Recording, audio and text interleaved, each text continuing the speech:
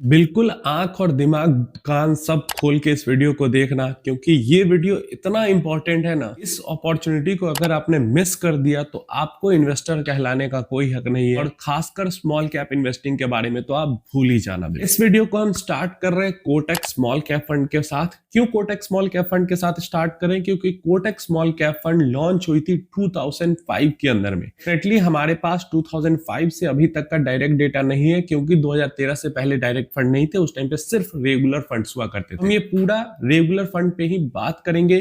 Kotak small cap को लेकर किसी तरीके का कोई रिकमेंडेशन नहीं है। इस वीडियो में मैं डेटा ले रहा हूं सिर्फ और सिर्फ एजुकेशनल पर्पस के लिए, ताकि आपको सिखा सकूं। यहाँ 2005 के अंदर में Kotak small cap fund launch हुआ था, जैसा कि आप बगल में देख सकते हो चार्ट पे। और 2005 से लेकर 2008 जनवरी तक भयंकर तरीके की रैली आई थी। 2006 2007 दोनों साल में बहुत ही जबरदस्त, बहुत ही तगड़ा पैसा इन्वेस्टर्स का बना कोटक स्मॉल कैप फंड के अंदर लॉन्च के जस्ट बाद। लेकिन 2008 जनवरी के अंदर क्या हुआ? 2008 जनवरी फेब से होने लगा क्रैश शुरू। जो ग्रेट फाइनेंशियल क्राइसिस की हम बात करते हैं वो हो गया शुरू।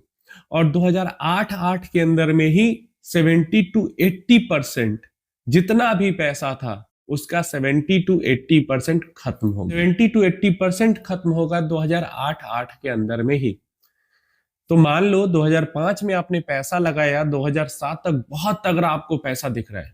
लेकिन एक साल ही बाद 2008 में ही जो आपको प्रॉफिट दिख रहा था वो प्रॉफिट तो दिखा ही नहीं, बल्कि जो इन्वेस्टेड पैसा था उसमें से भी 50% साफ हो गया। क्या आप ऐसे टाइम पे इन्वेस्टेड रह पाओगे एज ए इन्वेस्टर? चलिए थोड़ा सा और आगे बढ़ते हैं। जब हम 2008 से आगे बढ़ते हैं तो ऐसा नहीं हुआ कि 2008 में खत्म होके 2009 में वापस पूरा पैसा एक साथ आ गया। 2009 में रिकवरी तो 2008 के बाद 2009 से शुरू हो गई, लेकिन 2010 और 12 के बीच में 2011 में एक बार मार्केट ने, जो कोटक स्मॉल कैप फंड की बात करते हैं, मार्केट छोड़ो, ऊपर जाने की कोशिश किया। 2008 के जनवरी में जो पीक इसने बनाया था उसको क्रॉस करके ऊपर जाने की कोशिश किया, लेकिन नहीं कर पाया। 2011 में फिर से गिरावट हुई, और अभी पिछला हाई जितना पैसा 2007 में बन चुका था, 7 के दिसंबर 8 के जनवरी में, उतना पैसा 2011 तक भी रिकवर नहीं हो पाया। क्लियर है? टॉप नहीं पे नहीं जा पाया उससे ज्यादा। उसके बाद फिर से मार्केट अपना कंसोलिडेट कर रहा है। 2013 के अंदर फिर से कोशिश किया एक बार ये स्मॉल कैप फंड की मैं ऊपर जाऊं, लेकिन 2013 में फिर से वो ऊपर नहीं जा पाया, फिर से गिरावट आ गई। और 2014 के अंदर में जो स्मॉल कैप फंड है ये पिछले अपने 2008 के हाई को, 2007-8 के हाई को ब्रेक करके ऊपर जा पाया है।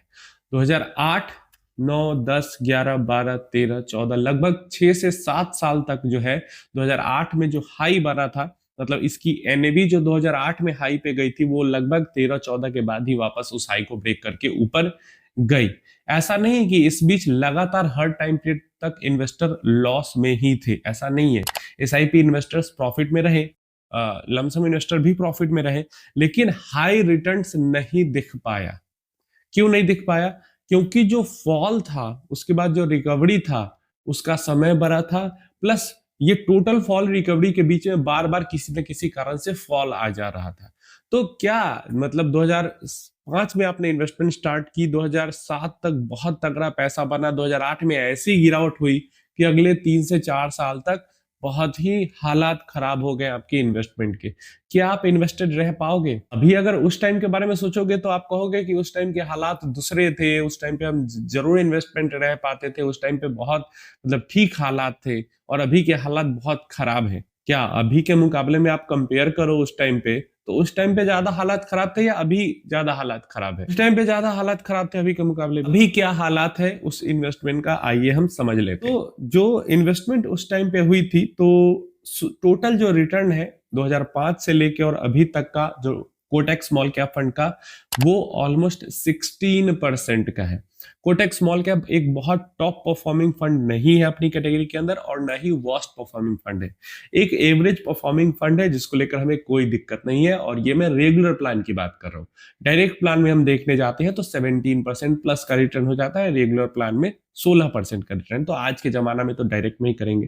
तो चलिए अगर हम डायरेक्ट प्लान की बात यहाँ पे करते हैं और रेगुलर प्लान, दोनों की हम बात करेंगे, तो रेगुलर प्लान में अगर हम 16% जो एक्चुअल में मिला है उसकी बात करते हैं, तो तो 1 लाख रुपए जो 2005 में इन्वेस्ट किए गए, अगर किसी ने कर दिया, जमीन ना खरीद कर 1 लाख रुपए इसके अंदर इन्वेस्ट कर दिया होता, तो 2007-8 तक ही वो 1 लाख से लगभग 2 लाख के करीब पहुंच चुका होता।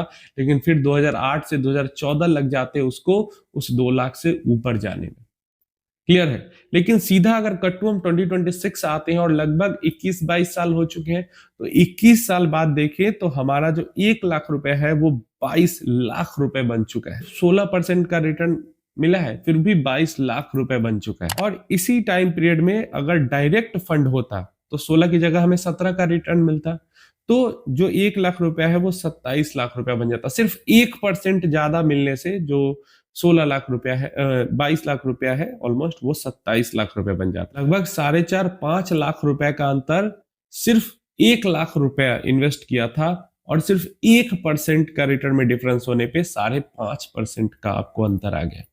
तो अब आपको समझ में आ रहा होगा कि डायरेक्ट प्लान में इन्वेस्ट करना क्यों इतना इंपॉर्टेंट है। ये तो हो गई लमसम इन्वेस्टमेंट की बात। अगर किसी ने एसआईपी की होती तो उसको भी उतना ही परेशानी शुरुआती फेज में झेलना होता। तो एसआईपी 1000 रुपीज की मान लेते हैं, 1000 रुपए, क्योंकि उस टाइम पे 1000 रुपए हर महीने इन्वेस्ट करना आई थिंक बहुत लोगों के लिए बड़ी बात नहीं थी। 4-5 हजार रुपए भी काफी लोग इन्वेस्ट कर सकते थे, लेकिन 1000 ये मानते। 1000 महीने का बस इन्वेस्टमेंट पिछले 20-21 सालों में 20.64 लाख रुपीज, 20 लाख रुपया हो गया है। जहां पे इन्वेस्टमेंट आपने सिर्फ 2.5 लाख किया, और वो भी उस दिन से लेकर, उस साल से लेकर आज तक मिला के 2.5 लाख बस इन्वेस्ट किया, और 20 लाख से ऊपर का कॉर्पस बन गया रेगुलर प्लान में। यही अगर डायरेक्ट रहता तो 1% ज्यादा रिटर्न अगर मिलता तो 24 लाख, 4 लाख रुपए का अंतर यहाँ पे भी आ रहा है। तो लमसम करो या एसआईपी करो, इतना कम अमाउंट में सिर्फ 1% रिटर्न का जो डिफरेंस है वो 4 से 5 लाख रुपए का डिफरेंस क्रिएट कर दे रहा है। मुझे पता है डेफिनेटली कमेंट बॉक्स में लोग यही कहने वाले हैं कि उस टाइम के हालात कुछ और थे और इस टाइम के हालात कुछ और हैं।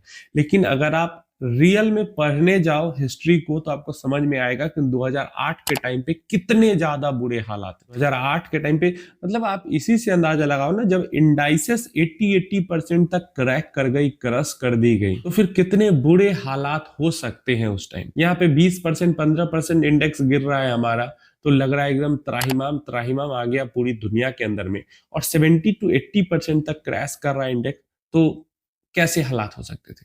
और यही एक बड़ा रीजन हो जाता है जिसके कारण मैं खुद भी इन्वेस्ट करता हूं और दूसरों को भी मैं समझाता हूं कि हमें बिना डरे, बिना घबराए इन्वेस्टमेंट अपना जारी रखना चाहिए, क्योंकि पास्ट में हमने ऐसी ऐसी क्राइसिस देख रखी है, अभी का क्राइसिस उसके मुकाबले में कुछ नहीं है। और हमने एक एवरेज फंड का, एवरेज रिटर्न का हमने यहाँ पे एग्जांपल लिया है, तो हमें इतना बेहतरीन परफॉर्मेंस दिखा है। तो अगर हम बढ़िया फंड का एग्जांपल लेंगे, ऑब्वियस बात है खराब फंड भी होते हैं और अच्छे फंड भी होते हैं, तो उनका उदाहरण लेंगे तो और कितना बेहतरीन रिटर्न होगा। आप कमेंट बॉक्स में बताना, आप अपने स्मॉल कैप फंड की एसआईपी को जारी रख रहे हो या एग्जिट करने का सोच रहे हो, या एग्जिट मार दिया या फिर बढ़ा रहे हो। कमेंट बॉक्स में जरूर ये बताना।